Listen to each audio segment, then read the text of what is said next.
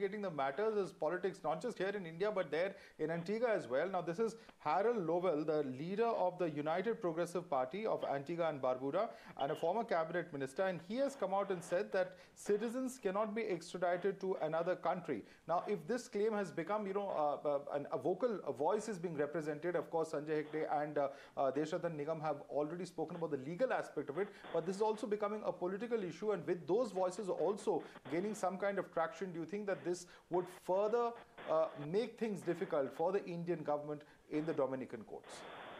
Certainly. And there's always, many a slip between the cup and the lip. So we are waiting for him to be brought back because of the kind of crime he's committed. But the opposition leader has very clearly stood up for a citizen of Antigua.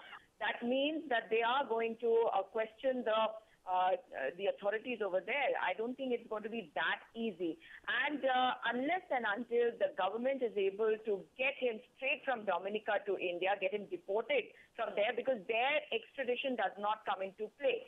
However, if he is sent back to Antigua, like Mr. Hegde also said, it's going to be extremely difficult because there is no extradition treaty of ours with them.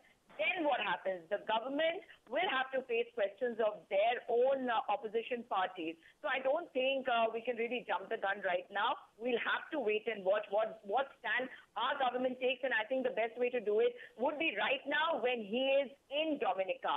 However, our Citizenship Act 1959 is also very clear on that if somebody has given up citizenship, he cannot be considered to be an Indian citizenship. I think Mr. Hegde has already mentioned that. So let's see what our government does, but we hope that we will be able to get him back.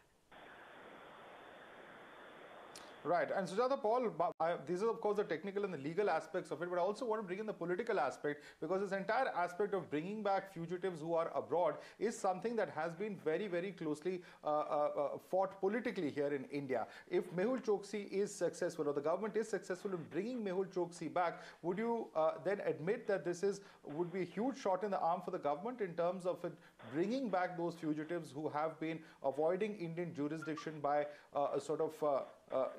being there in foreign countries, evading the law back home here in India? Sujata. I'm glad that you have asked me. I deliberately did not bring this up because I didn't want to make it political, because every Indian wants him back.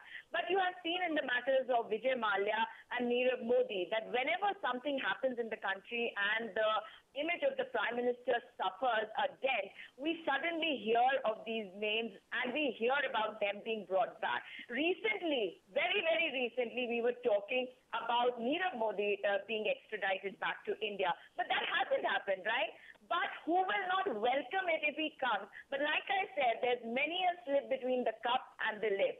And that is why I do not think we can jump the gun right now. The government may say whatever it wants, but how strong is it legally? Because I've heard many BJP leaders saying that we don't care whether it's an illegal method and he is brought back. But then that is also a plea that he will take in the court. And Mr. Hegde will talk about it. He can talk about it much better than I can. But anything illegal cannot be considered as legal, right?